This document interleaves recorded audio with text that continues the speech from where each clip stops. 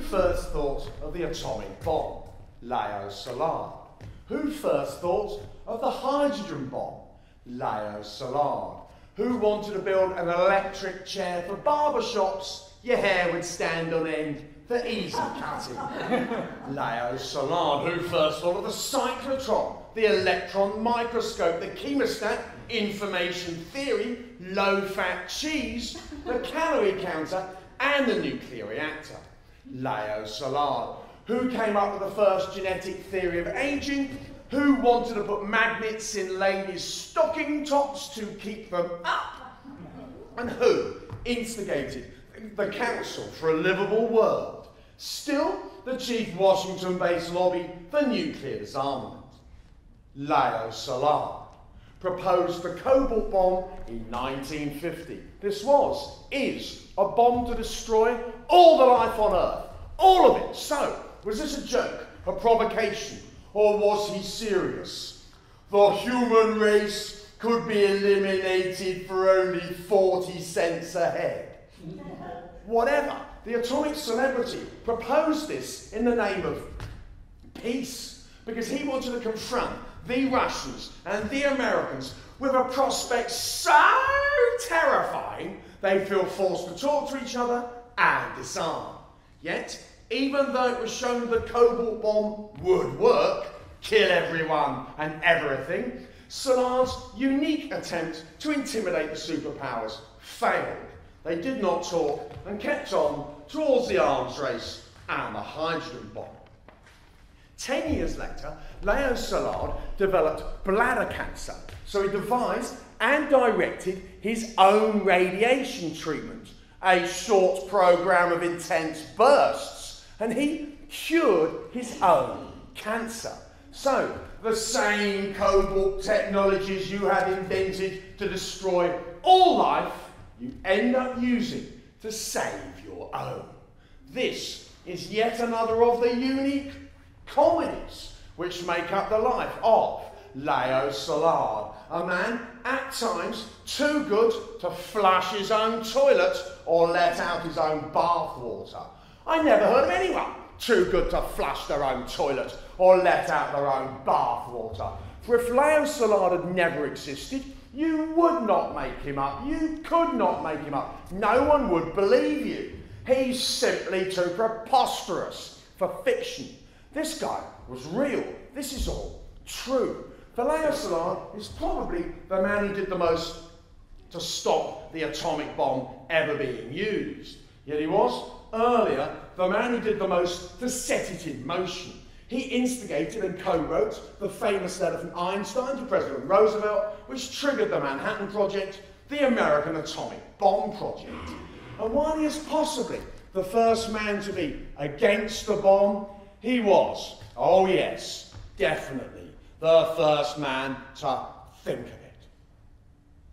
For in September 1933, Szilard's in London. He's a Jewish Hungarian who got out of Nazi Germany just in time. And he got out first class, saluted by Germans in uniform with rolls of cash hidden in his socks. The very next day, April 1st, Hitler's laws came in, and at the border, Jews were beaten and robbed. Leo said, "To succeed in this world, you don't have to be much cleverer than other people, you just have to be one day earlier." So he's in London, he's broke, stateless, jobless. He spent the summer creating the Academic Assistance Council for getting Jewish academics jobs outside of Nazi Germany. Though the chief Jewish academic the council did not help was Leo Szilard. Of course it is impossible to apply for fellowships for myself with those English committees on whose work I have a direct influence.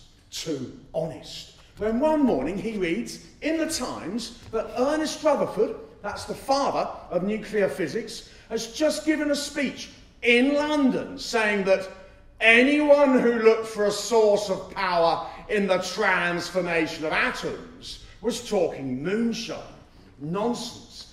And Leo, well, he's a contrary so-and-so. Pronouncements of experts that something cannot be done have always irritated me. And he walks the streets of London for days grumbling. He can't say that. How can he say that? And ever since he was little, I went to his old family house in Budapest. Ever since he was little, he's been reading H.G. Wells, the very English science fiction writer, The War of the Worlds, The Time Machine. Leo loved the mix of science and politics and death rays and bombs destroying entire cities. And, very important this, he always felt his own hero's mission to save the world. So, he's wandering the streets of London for days, grousing about Rutherford and moonshine, and he can't say that. How can he say that when one morning, 10 days later, he's strolling down Southampton Row in central London when he stops at the traffic lights? I've been to the spot often, and the lights change. And he thinks, what if a neutron hits an atomic nucleus and knocks out two neutrons, which each hit an atomic nucleus? And the lights change, knocking out two neutrons, causing a chain reaction, releasing energy. And the lights change, and he sees it. He is the first to see it. The vast, the creative power of energy, the destructive power of bombs. And it is the biggest, scariest idea any human being has ever had.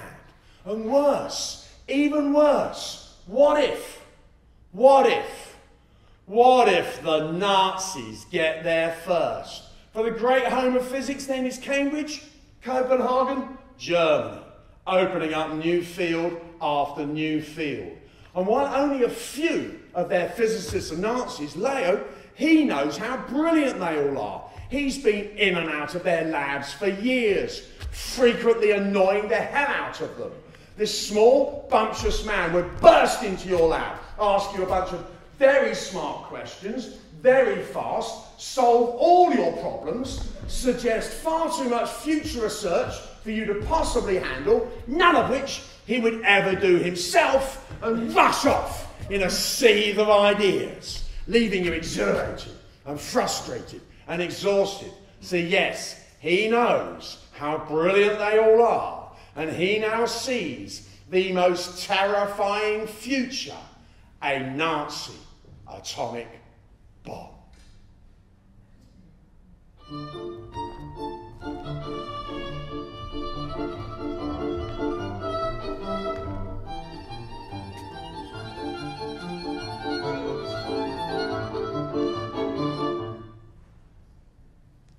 Leo Szilard is largely forgotten. If you have not heard of him, most scientists have not heard of him. So which one of these three unlikely stories is not true? 1. The opera about Leo Szilard was not a great success. 2. Leo Szilard wrote a successful science fiction book called The Voice of the Dolphins, and his science fiction triggered the first moral doubts amongst the Russian-Soviet nuclear scientists. 3.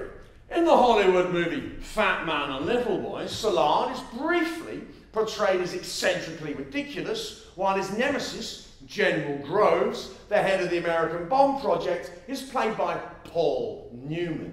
So, the Jewish genius gets laughed at, while the anti-Semite American general gets to be played by the most handsome Jewish man on earth. Okay, you've guessed it, those were all true. He also wrote a science fiction called My Trial as a War Criminal. And who should play him in a movie? I reckon a young Danny DeVito on crystal meth. So why am I doing this show? Do I empathise with this bumptious eccentric, born in 1898, 5'6", 170 pounds? No, I think he's a total goddamn hero. And that's why I'm doing this show. I'd like by the end you to agree with me that this pompous little man was a right-raging hero. And also, really funny. Though it is a funny kind of funny which ends at Hiroshima. This is a man who badly needed a job in 1936 and was offered a fellowship at Oxford, but would only take it on condition he could leave a year before the war broke out. Think about it. How can you ever know when it's a year before a war? I also want to make you like him, the big-mouthed, bomb-inventing, toilet non-flusher. But I do not think this impossible. An American journalist wrote, "He had the face of a benign, sad, gentle, mischievous cherub. He had sparkling eyes, a melancholic twinkle of a smile, and he spoke in a low, musical voice." While a German-American physicist wrote, "We thought he was seen in two places at once. There was much talk then of particles which disintegrate, then reform inexplicably, and Szilard seemed to prove the point." While Trudy Weiss, his future wife, said something like, "After him, other men are not enough." And her friend Jean de Paya wrote, "After him, other human beings are not enough." And an English novelist said, "He had a powerful ego and invulnerable egocentricity, but he projected the force of that personality outwards with beneficent intentions towards his fellow human beings." Leo Szilard challenged every hierarchy he ever encountered. Not a mad scientist, but a maddening scientist. Often undiplomatic and downright rude, he suffered neither fools nor other genii gladly, and some people found him very easy to dislike. When he was aged 2, he refused to say please because he thought it beneath him. And when he first arrived into Berlin and changed from studying engineering to physics in 1921, he said, to the great Max Planck no less, "I only want to know the facts. I will work out the theories myself." While to Trudy Weiss, who had doted on him for years, he said, "You are too dumb for physics. Go back to Vienna and study medicine." While General Groves, the head of the American bomb project, Greasy Groves, he hated Leo so much that even after Leo was dead, he wrote, "Szilard contributed nothing, in fact much less than nothing. He was a parasite living on the brains of others. He was completely unprincipled, amoral and immoral, an inveterate troublemaker, and not a great physicist." And 3 weeks after the General first met Leo in 1942, the General wrote a letter to the American Secretary of State demanding the arrest and imprisonment without trial of Leo Szilard. And this anti-Semite's campaign against him is part of the reason few have heard of him and part of the motivation for this show.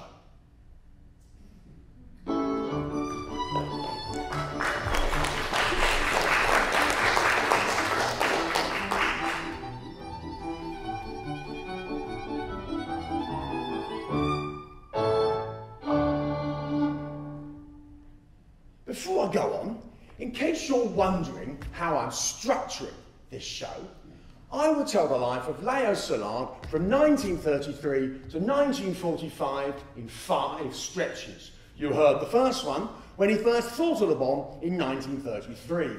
These will be done here-ish in this light.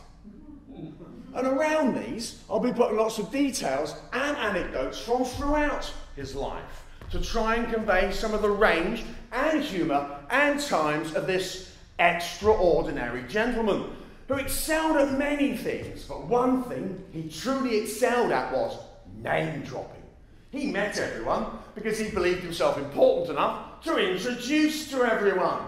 So, when he first arrived into the vigorous whirlwind that was Berlin as a refugee from proto-fascist Hungary, where he and his brother were beaten up by anti-Semitic students on the steps of Budapest University, yes, a Jewish refugee into Berlin, where he networked like crazy. His childhood sweetheart, Alice Eppinger, said, "Leo took on the pace and energy of the city itself. His mind raced so frantically, his body was merely keeping up." And so, he soon introduced himself to the greatest scientist on earth, Einstein, For a while, they were like a daily double act of misfits, with Einstein as the straight man. So, in the spirit of champion Sallardian name-dropping, how about 3 unlikely Szilard Einstein stories? 1. Szilard and Einstein spent much of the late 20s trying to invent a fridge with no moving parts. Naming it a great fridge. Bit noisy, but unfortunately someone else invented an even better one. The one that put the CFCs in the atmosphere. 20 years later, however, the first American nuclear reactors were cooled by a process based on the Szilard-Einstein design. 2. For his doctoral thesis, the 24-year-old Szilard attempted to resolve classical and statistical thermodynamics. I don't know what they are either. But he was too shy to show his radical ideas to his supervisor, von Lau, so he took them instead to his friend and mentor Einstein, who said, "That is impossible. This is something which cannot be done." Then Einstein listened, and a big smile came over his face. It did not take him 5 or 10 minutes to see, and then Einstein liked it very much. 3. The famous letter from Einstein to President Roosevelt, which triggered the Manhattan Project, the American atomic bomb project, came about because Einstein was friends with the Queen of Belgium. So Leo and his best friend, Jenno Wigner, aka Pineapple Head, they work out that most of the world's best uranium is in the Belgian Congo. So they journey out from New York to Long Island to get Einstein to write to the Belgian government. But Pineapple Head says, "If we are writing about matters which might have military potential, perhaps we should also write to the American government." So Leo drafts 2 letters for Einstein to sign to the President of the United States, and that is the beginning of the Manhattan Project, which would take up 10% of the entire United States wartime economy. Yes, that is 1 full 10th of the vastest economy the world had ever seen.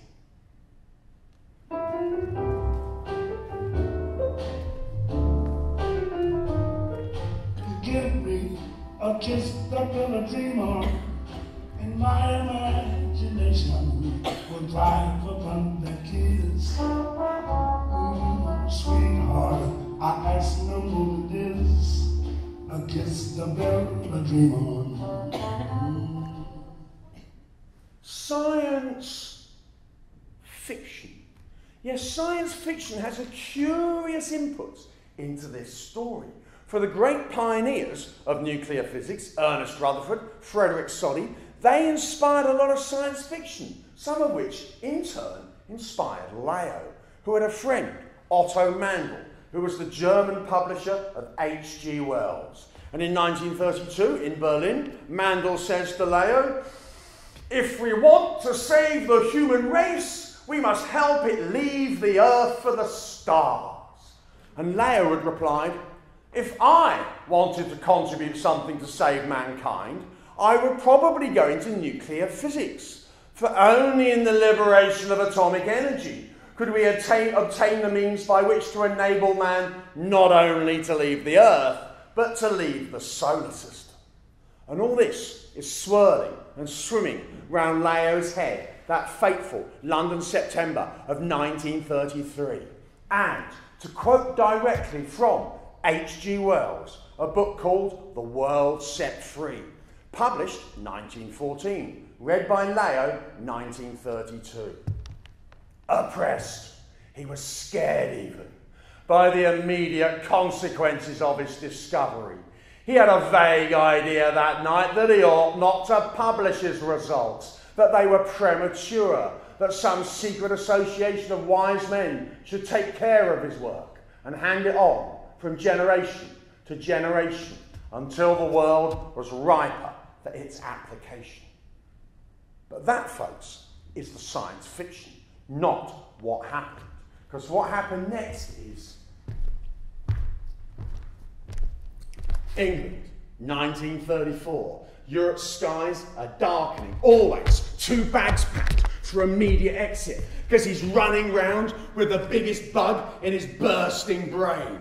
So what do you do with the biggest, scariest idea anyone has ever had? The chain reactions. Should he tell? Who to tell? What to tell? And for 5 years, it's in his head. Pretty much only his head. And he was eccentric to start with.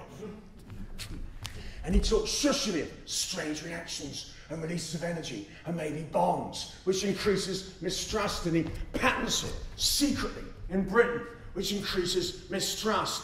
And he's a foreigner, and everywhere, and always talking, which increases mistrust. And Leo tries to tell the great Rutherford, but Leo is so fearful and nervous he tells it wrong, and Rutherford throws him out, which increases mistrust.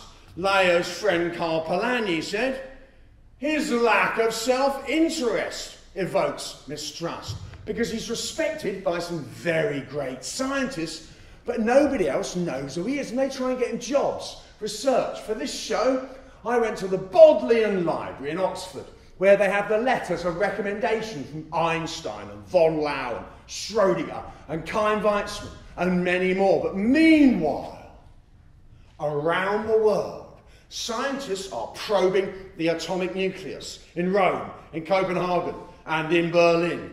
And while no one's thought of the chain reaction at the nucleus, the French, the British, the Americans are on it. In California, Lawrence has invented the cyclotron to fire high-energy subatomic particles at the atomic nucleus, though Leo first patented a cyclotron in 1929, but of course never got around to building it, so Lawrence gets the Nobel Prize. And yet he is nobody, no job, no lad, no reputation, no money.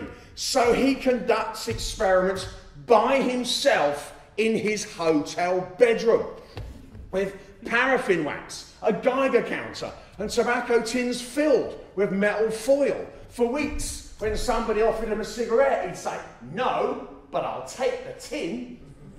And his bedroom results were ahead of everyone else's. So the greats welcome him into nuclear physics, whose dark heart only he can see. And he experiments in London, in Oxford, on beryllium, on indium, and he fails, but he knows he's on the right track, and he's over the Atlantic and back again. And he gets closer to true device, and he's offered jobs. But meanwhile, 1938, Lisa Meitner escapes the Nazis. And Meitner, a Jewish Austrian based in Berlin, respected everywhere for her dedication, by which they mean her accuracy.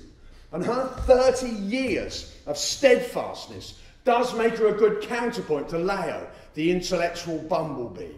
And they almost collaborated in the early 30s. And if they had, which countries would have less cities? Leo always said, I should be awarded the Nobel Prize for not inventing the atomic bomb in the 1930s.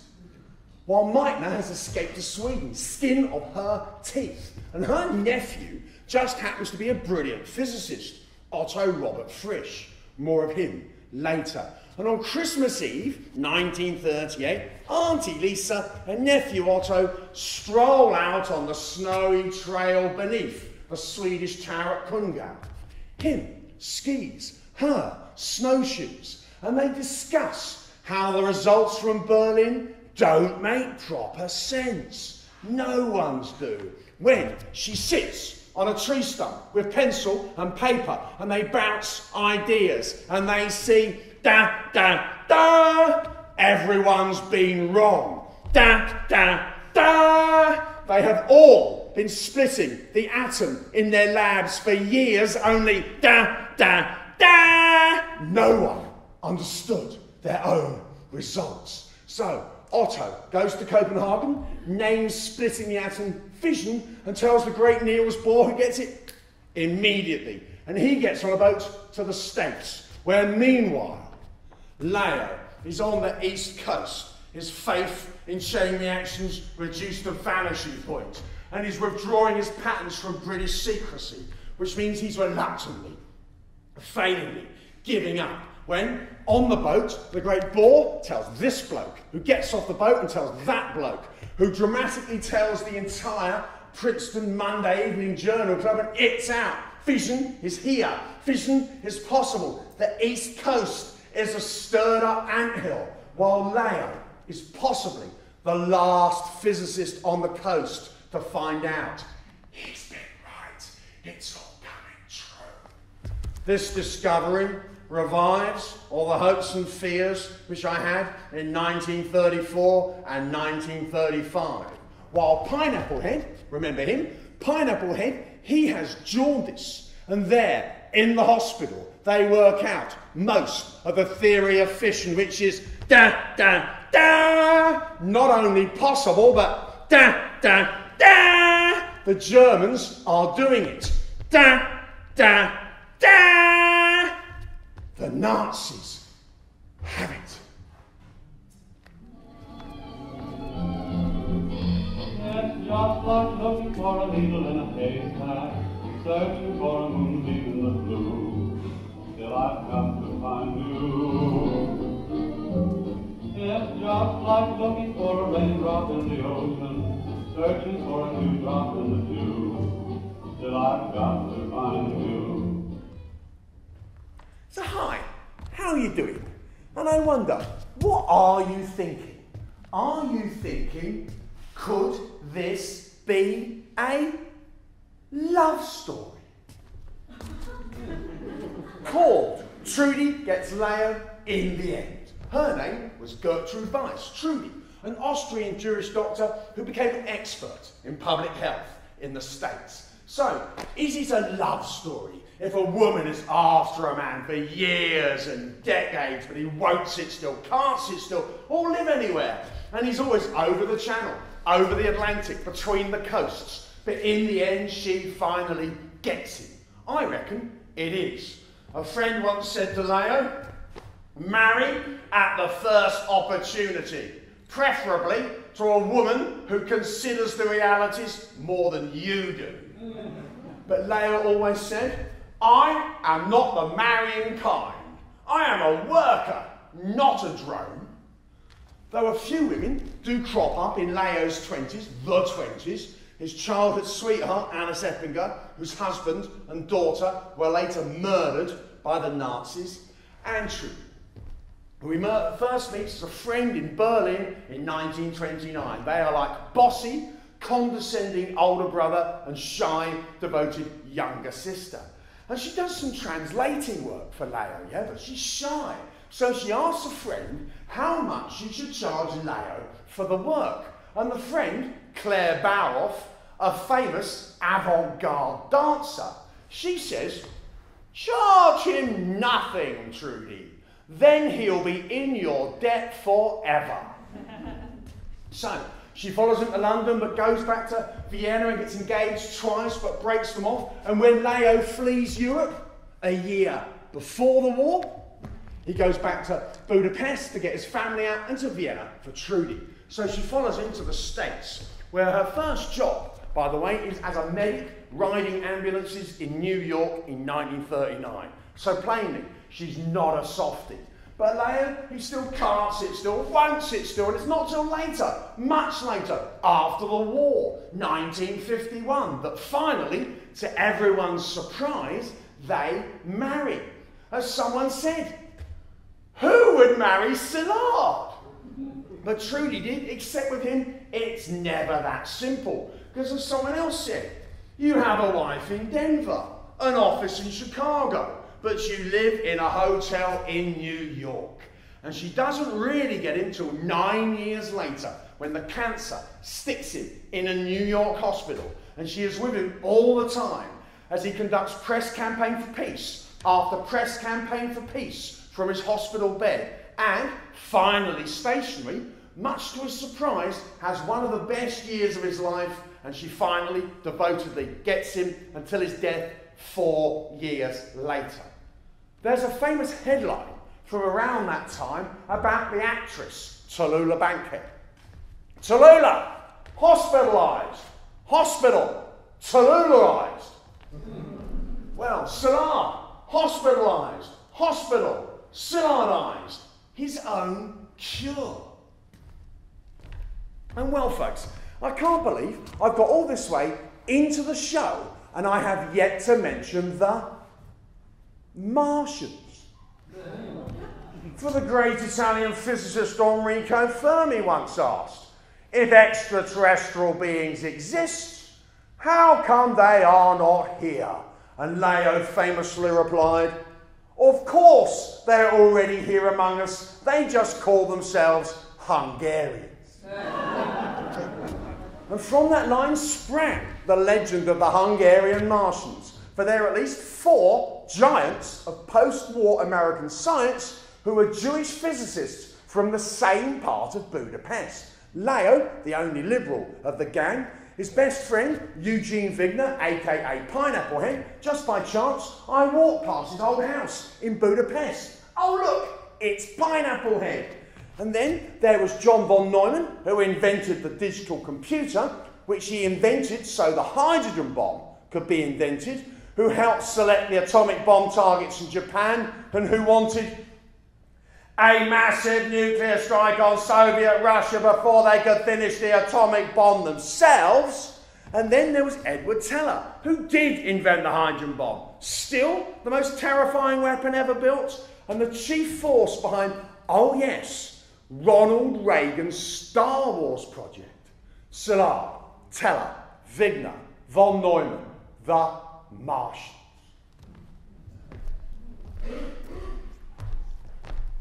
Da, da, da! 1939. He's been right. It's all coming true.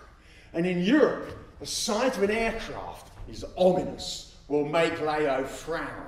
While in America, an aircraft is a sign of progress. And he's in New York, he's in labs, lobbies, lecture halls, living out of drugstores, diners, delis, meeting physicists, chemists, inventors, refugees, professors, writers, students, publishers, politicians, and he's in warehouses, skyscrapers, offices, charities, cabs, hotels, and on street corners. And he is talking because he can talk, because he loved the dynamism of Berlin when first he got there. But this is New York, the most energetic city on earth. Yet will it still be here in 10 years' time? Because if fission is here, then fission means bombs. And if bombs are possible, then bombs are inevitable. And yet he is nobody. No job, no lab, no prizes. Refugee genii are 10 a penny in the States then, like refugee aristocracy. Yet he has long been looking a very big beast right in the eye, because he knows who around the world is brilliant. He knows who is brilliant enough to now think the same terrifying thoughts he has been thinking for years. So he contacts the British. The feeling that I must not publish anything that might spread information of this kind has thus far prevented me from publishing anything on the subject. Contacts Joliot and Curie in Paris. It was clear we were on the threshold of another world war.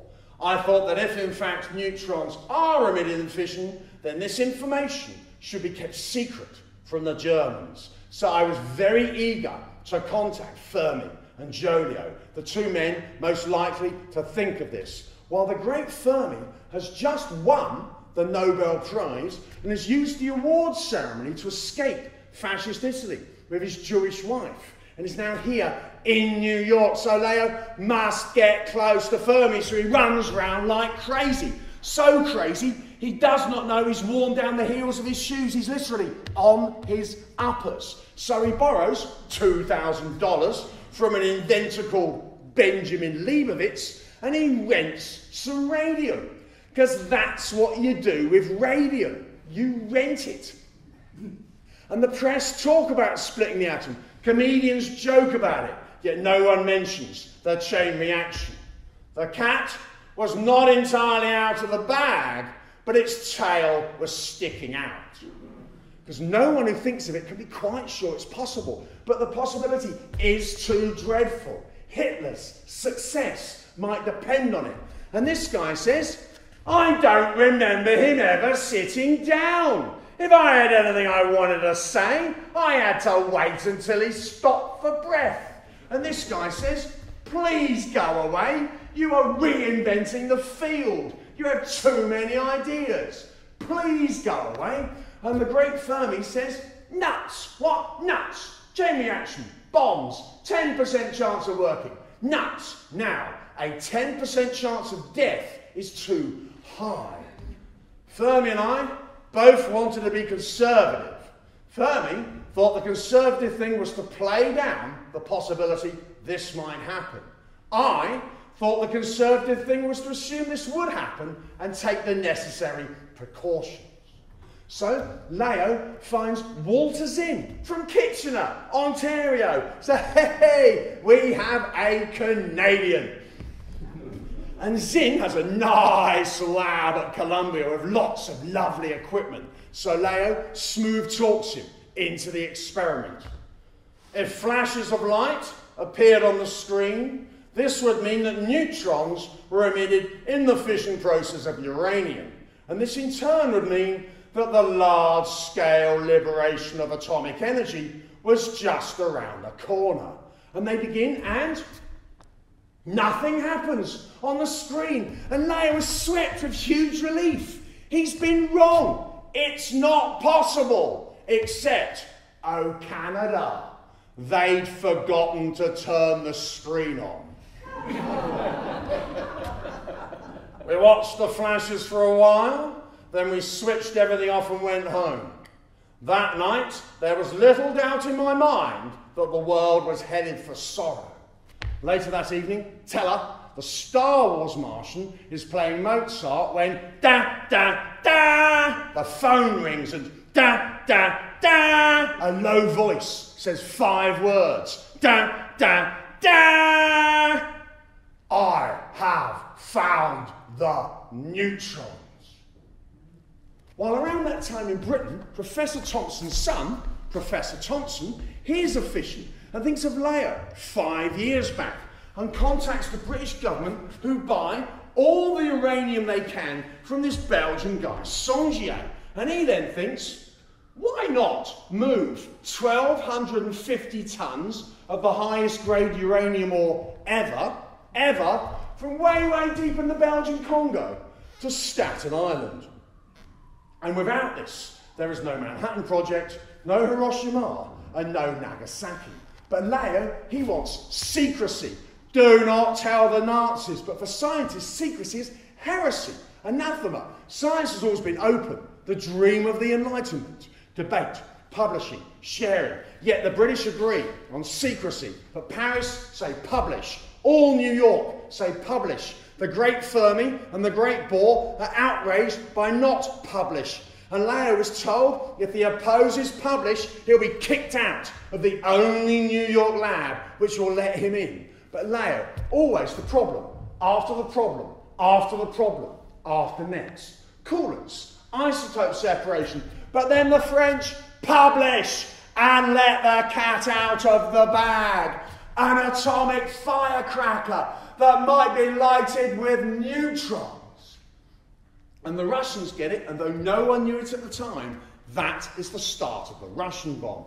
And the Germans read it. But what are they thinking? But Leo is indefatigable, irrepressible. They have lost this battle on secrecy. They will win the next. But what happens next?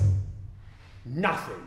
Very nothing. Fission is in the news. War is inevitable in Europe right now. The Nazis might get the bomb, and yet no one is doing anything about the most dangerous idea that ever there was. So, Einstein, by the way, was such a pacifist, he refused to play chess. Plus, the one thing most scientists are really afraid of is making a fool of themselves. Einstein was free from such a fear. So Leo and Pineapple Head drive out to Long Island, past the New York World's Fair, and this is the famous letter from Einstein to President Roosevelt. We did not know how many words to put in a letter to the President. How many pages does the fission of uranium rate? Yet, how to deliver it? But Leo, he knows everyone, and he finds this guy, who knows this guy, Who knows this guy? Who knows Alexander Sachs, a banker who worked for President Roosevelt's New Deal. And Sachs says he can deliver direct to the president. No small triumph. And the letter is sent and delivered. And what happens next? Nothing. Very nothing. Unbelievable quantities of really not very much at all. In fact, nothing for months until after months, the president says to Sachs, Alex, what you are after is to see that the Nazis do not blow us up. Precisely.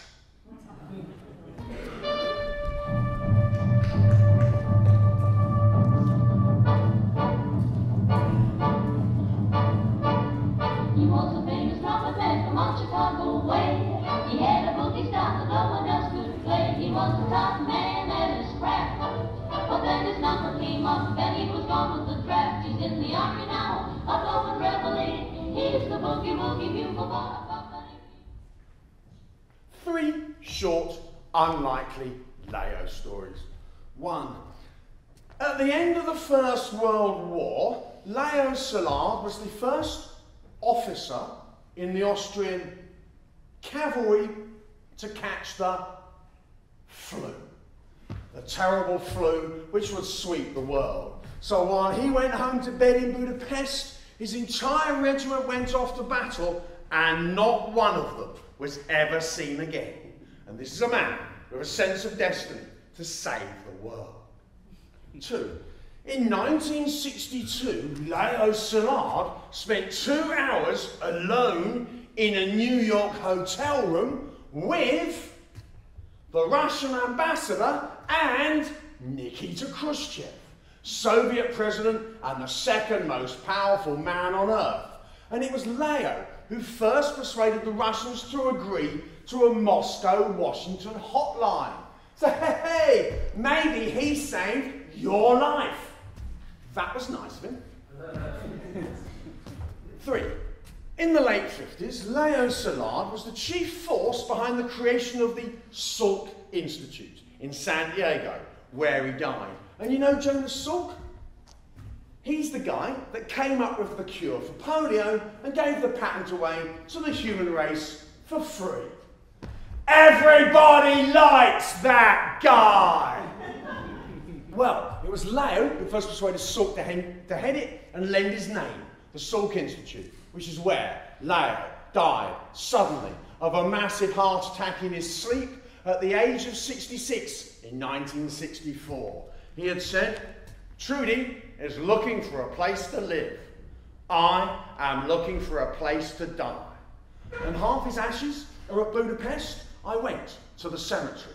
And half are at Ithaca in New York. So, as more than one writer has pointed out, the man who always seemed to be in 2 places at once is forever in 2 places at once. And Trudy, at Ithaca, she got half of it forever. Not enough! In a sense, this show is a chapter in the history of weapons, which is a very ironic history. For instance, the man who invented dynamite, Alfred Nobel, he invented it because it would be safer and therefore save lives, which is pretty ironic, but not as ironic as the invention of gunpowder. For the 8th century, Chinese monks who invented gunpowder were in fact Taoist alchemists who were trying to discover the secret of eternal life. So there they were, mixing powders like no one had ever mixed powders before. Bit of sulphur, bit of charcoal, bit of saltpetre, lot of saltpetre. When whoops, they accidentally invent gunpowder. Whoops, there goes the next 1,200 years, and whoops, there goes hundreds of millions of lives. Can this be regarded as the greatest failure of all time? Well, we're not going to live forever, but we can blow a lot of people up. And Leo a man who hated violence and cruelty, even to earthworms, yet sped the road to Hiroshima. Is he yet another in this sorry line of accidental weaponizers?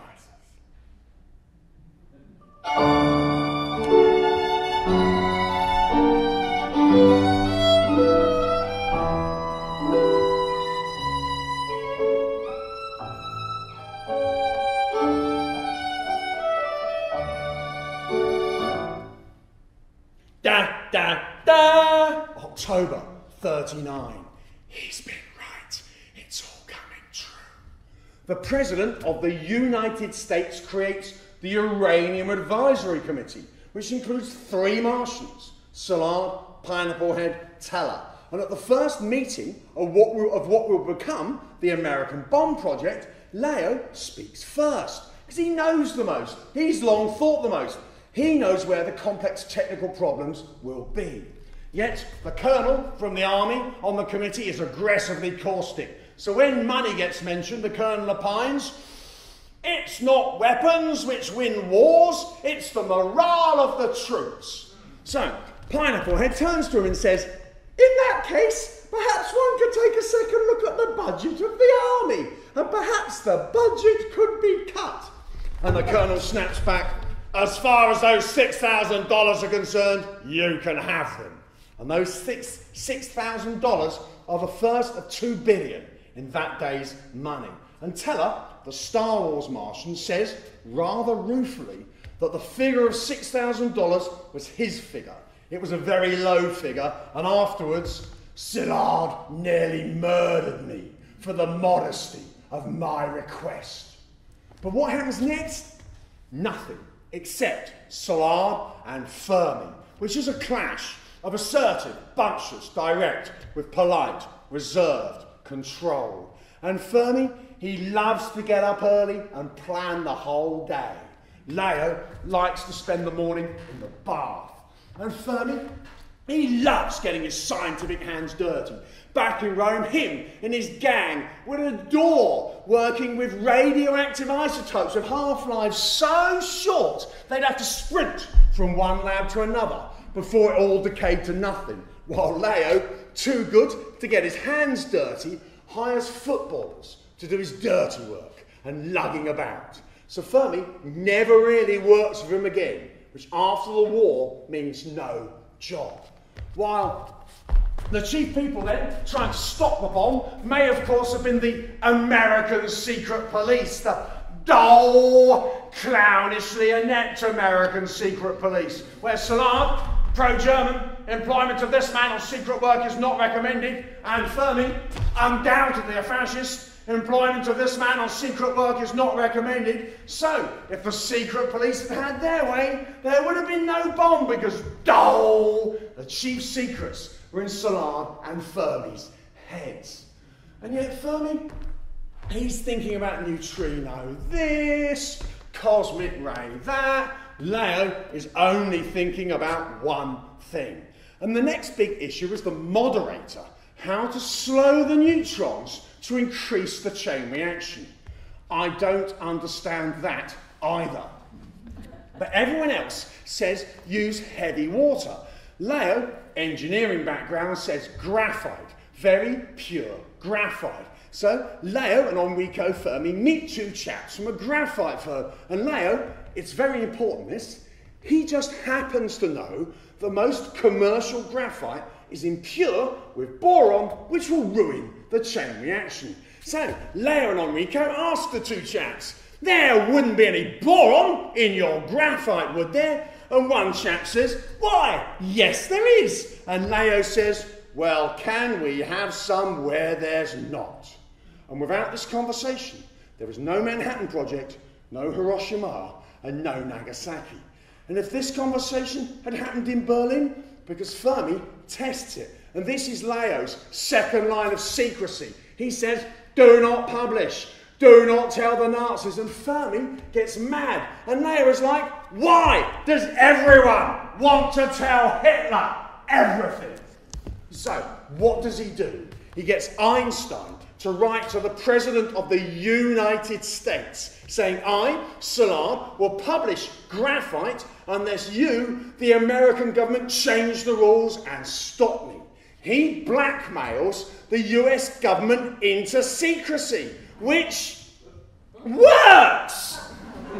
And from this moment, secrecy is on. And the Germans go down the wrong route, the too long route, the heavy water route, which sinks them. So, is it Leo who sinks the Nazi bomb?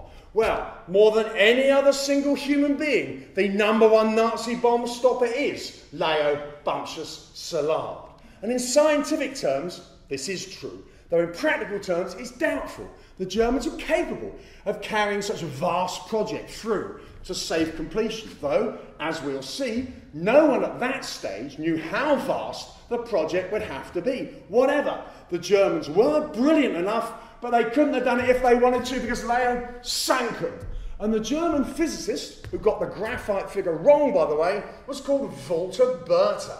And he later won the Nobel Prize, which Leo never did. But in the battle which counted, Leo whipped him. And one does have to wonder if Leo ever even properly knew that he'd achieved this. And so, to step back, can one say a Jewish Hungarian wrecked the Nazi bomb? I think one can, which is a very nice thought. Hungarian wrecks Nazi bomb. Jew dooms Hitler. And a few people have said this here and written this, but I don't think anyone's made enough fuss of it. This isn't detail. This is big banner headline. This is Steven Spielberg big. Jewish Hungarian wrecks Nazi bomb. Way to go, Leo. I told you he was a right raging hero. And I really do doubt that he can hear us. But why not? Now, a big round of applause for the #1 Nazi bomb stopper himself, Leo Bumptious Szilard.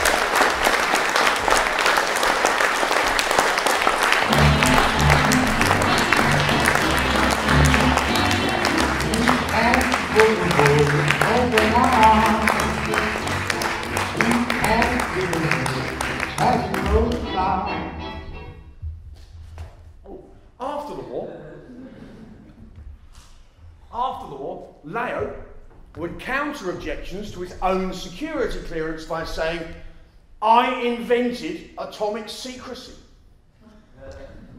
And he would ask for his fingerprints back from the Manhattan Project, saying, I see no reason why I should be handicapped if I decide to lead a life of crime.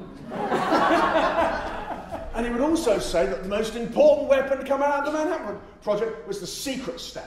For this secrecy has created much of the world we live in. It's the end of scientific freedom and openness. It's the militarization of science. And so, after the war, when the army and Fermi pushed Leo out of physics, he went into biology and politics.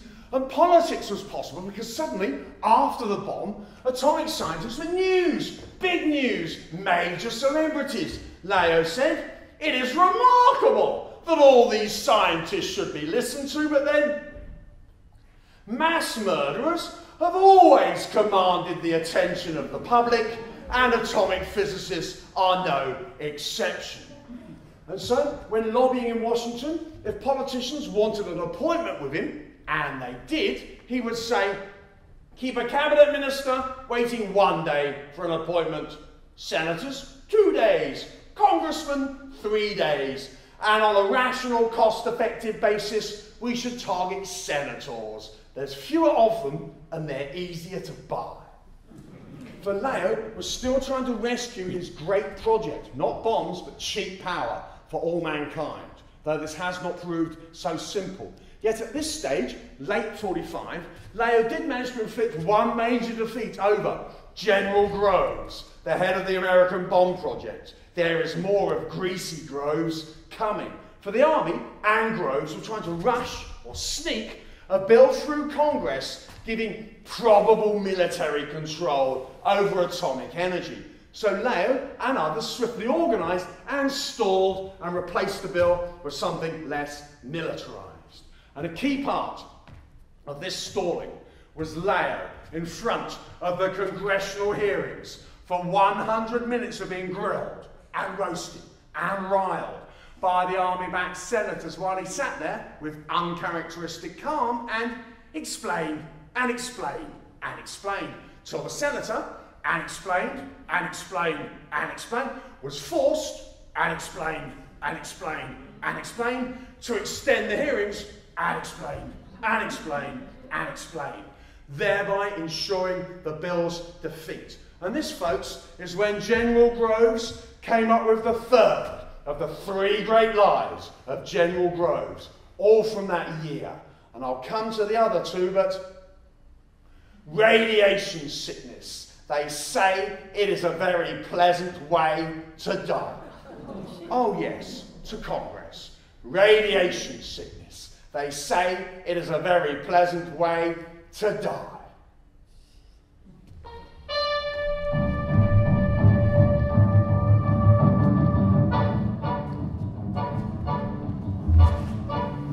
He was a famous trumpet man from on Chicago way. He had a boogie style that no one else could play. He was the top man at his craft, but then his number came up. So how are we doing with all the names in this show? Because there are so many physicists and they all have names. Do you know how many physicists there were on Earth in 1890? 1,000. Just 1,000. That's crazy. They made the 20th century. Them and the murderers. But for fairness sakes, there are lots of names I should get in this show, but for your sakes, I've decided to rush them past you in one quick go. So steel yourselves, you are about to be on the receiving end of some acutely unwieldy syllables. Because you had Kistiakowsky, von Weizsäcker, Rabbe, Felt, Roberts, Tuve, Ulam, Anderson, Oppenheimer, Neddermeyer, Lawrence, Bascom, Wilson. And Wilson, by the way, is Volney Wilson, who apparently invented the butterfly, the swimming stroke. And in 1943, Szilard and butterfly-inventing Wilson staged the first rebellion amongst the Manhattan Project scientists in Chicago. Hauban, Hafstedt, Wright, Fleming, Fowler, Siebel, Tuck, Dirac, Neer, Bohr, Houtermans. I wish I had time to tell you about Fritz, fabulous Houtermans. Fuchs, that's Klaus Fuchs, the spy, the atom spy, the German Quaker communist atom spy, the greatest spy that ever there was. It was a blunder, a very, very British blunder, the greatest intelligence failure of all time. Kapitza, Kirchhoff, Cockcroft, Chadwick, Turner, Var, Alvarez, Abelson, Zinn, Meitner. That's Lisa Meitner, Auntie Lisa. Remember her? Oddly, she's buried near where I grew up. I put some flowers on her grave in Jane Austen country. And she never worked on the bomb, even though she badly needed a job and never worked in a great lab ever again, despite being probably the greatest experimental physicist on Earth. But yes, she's one of the very few who turned down work on the bomb. And on her grave it reads, Lisa Meitner, a physicist who never lost her humanity. And that will have been written by Otto Robert Frisch, nephew Otto. Remember him? And he went on to almost become the first bomb. Because one morning in Los Alamos, in New Mexico, in 1944, he leans over a stack of uranium and all the instruments start going haywire. And he realises his body is reflecting the neutrons and it's all going to critical, it's all going crazy. So he knocks over the stack and he gets out sharpish. So yes, he, Otto, was almost the first bomb. And despite this, he does seem a very gentle man. And after the war, people would ask him, why did you work on the bomb? And he would reply, as so many of them did, the Germans. And so, nephew Otto Robert Frisch, brings us to the last of the 5 narrative stretches. There'll just be a few words afterwards, because the last stretch begins... Da, da, da! 1940. Otto Robert Frisch is in Birmingham, England. This is the most interesting thing that ever happened in Birmingham, ever. So, it's Otto and this rather toothy German chap called Rudy Piles. Now, back then, foreigners weren't meant to do sensitive work, so everyone had to pretend it was pure academic research and not the scariest bomb in history. And a friend of my sister-in-law's family worked in the same corridor, and apparently people used to ask, those two very polite German fellows, what are they up to? And people would reply, shh, the atomic bomb. Now, back then, everyone thinks critical mass of uranium, 200 kilograms, therefore aerial bomb not possible. But then, one morning, in Birmingham, Otto and Rudy are doing their sums when, da, da, da, the figure that comes out of the sums is not da, da, da, 200 kilograms, it's da, da, da, 1 kilogram. He's been right. It's all coming true. So, the British send a world-changing report over the Atlantic and nothing happens. So an Australian chap called Oliphant leaps the pond to undiplomatically kick US butt. And after the long, creaking inertia which drove Maleo so spare, the Americans start to move, and they move big. They move more big than anyone has ever moved big before. And in late 42, they appoint General Groves, who has just built the most big office on the planet, the Pentagon. Yes, his last job was the Pentagon. His next job was the most big project in all of human history, the Manhattan Project. And in December 42, the big, round general meets the small and ever rounder physicist, a man who won't shut up, who loves baiting brass hats. And it's pompous versus pompous. And does the general hate him? He truly, deeply, madly hates him a lot. And you can see the general's point. How can a man this terrible not be a communist? On the upside, the general is so mad keen to lock up Leo, he puts more secret police on his trail. One time he's in a drugstore with 6 of them, and their reports give us now an independent eye on what Leo was like. Eccentric, absent-minded, liked to indulge in his delicacies, though some say the reports read more like the script of a Marx Brothers farce. For Leo's always dashing about to wind them up, though he is kind enough to offer to share an umbrella with a fed in the rain. And yet Leo, always the problem, after the problem, after the problem, after next, is already first to raise the dreadful prospect of a preemptive nuclear war, is already first to ask if only world government can control these terrifying weapons, is already first to raise the dreadful prospect of a nuclear arms race, and first to ask what this might mean for the peace and the prosperity and all that is being fought for. And yet, despite all this, Leo is still necessary. The first nuclear pile is still being constructed to a Szilard Fermi uranium graphite design. But Fermi is more hands-on director, and it comes to the big day under the squash court in Chicago when the last control rod is finally removed, and he's been right, it's all coming true, and the reactor goes critical. There was a crowd there, and then Fermi and I stayed alone. I shook hands with Fermi. I said I thought this would go down as a black day in the history of mankind.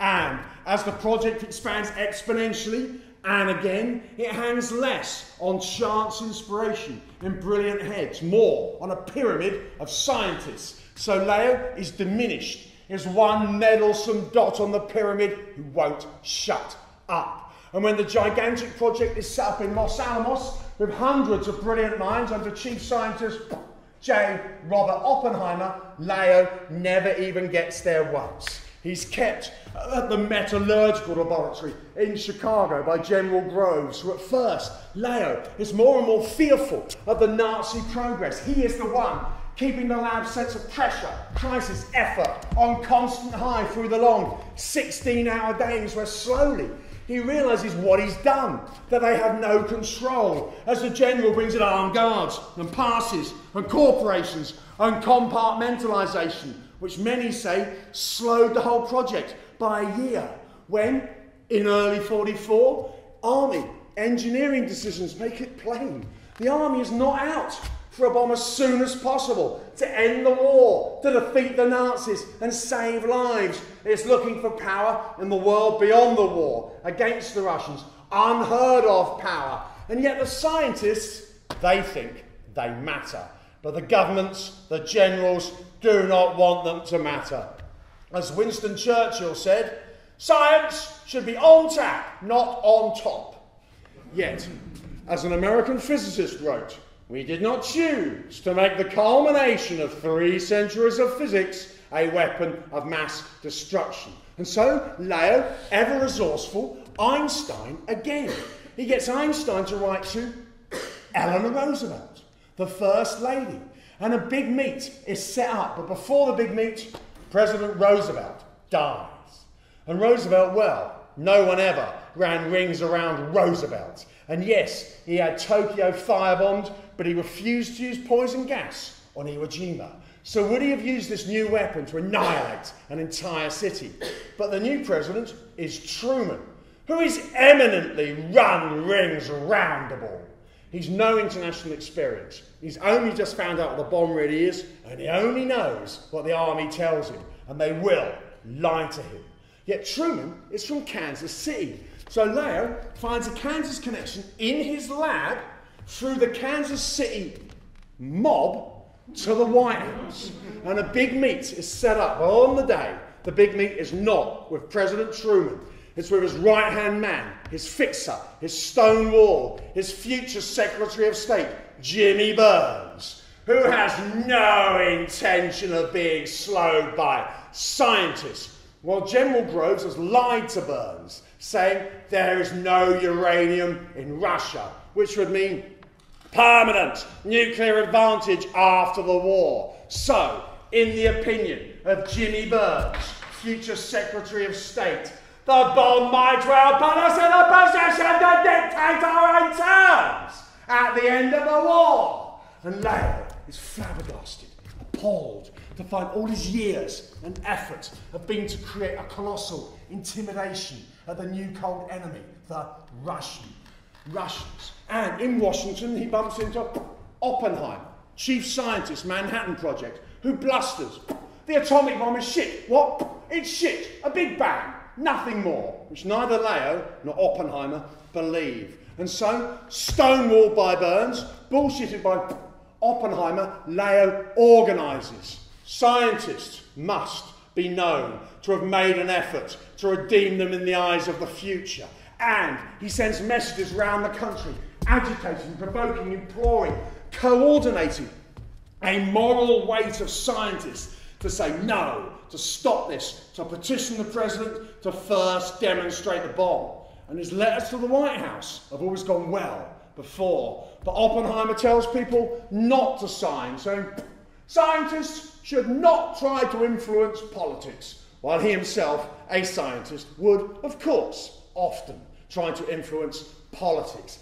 And he's been right. It's all coming true. And from childhood, reading sci-fi, and he's been driving towards this since 1933. And 150 scientists sign Salad's petitions. And General Groves tells President Truman the bomb was always planned for the Japanese, an outright lie. Yes, the general is so mad keen to drop the bomb, he will lie to his own president. And all power over any of this has long gone from his hands, and a lot of innocent people are about to die.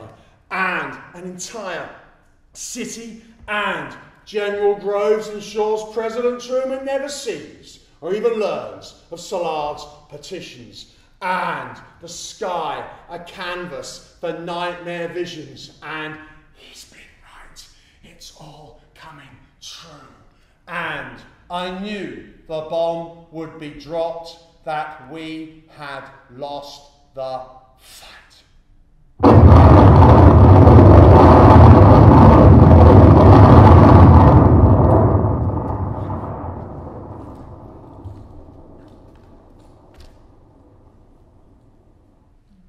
Leo would quote H.G. Wells, saying that he felt like an imbecile who has presented a box of loaded revolvers to a kindergarten. And does he feel guilt? Well, on a TV chat show in the 1960s, Mike Wallace asked him, and he said, "Guilt, I chose the lesser of two evils. One cannot do better in this life than to find out what the situation is and then act on that basis." While one of the reasons Leo is forgotten is that, and yet I do wonder how often Leo would think of Einstein, beautiful old Einstein, who loved to quote an ancient Chinese proverb. One can never know the consequences of one's actions, so the best thing is never to act at all. Yeah, and one of the reasons Leo is forgotten is that someone is seen as the conscience of the Manhattan Project, but that someone is not him. Oppenheimer, who did not one single thing to stop the bomb and everything to make it happen. And lastly, well, thank you for coming. Thank you for listening. But lastly, think back to think forwards from the Dark Ages. All the dreams of the Renaissance, the anatomists, the writers, the thinkers, the painters, all come to fruition in the Enlightenment, and Kepler and Galileo and Newton and Einstein. Giants on the shoulders of giants on the shoulders of giants. Lifetimes of effort upon lifetimes of effort. All the hard-won struggles and journeys and hopes and breakthroughs and fears and freedoms, all leading to the impossibly difficult advances of the 20th century. The lifetimes of tens of thousands of brilliant people, all coming together in a dream of humanity, of freedom from want and disease, all leading to the hardest, farthest breakthrough of them all, to split the very stuff of matter, all given by him, Leo Szilard, to the vastest military machine the world had ever seen. Yes, him, Szilard, scared of them, the Nazis, giving the power to destroy cities 100,000 strong to them who would use it, them who just 8 years earlier had cried loudest foul at the aerial bombing of Barcelona, and yet are now eager to obliterate an entire city. Yes, the bomb, the fruit, the culmination, the pinnacle, the bomb of all those centuries of hard, vast work, the bomb, all given by him, Leo Szilard, to those who would use that bomb upon a city full of people.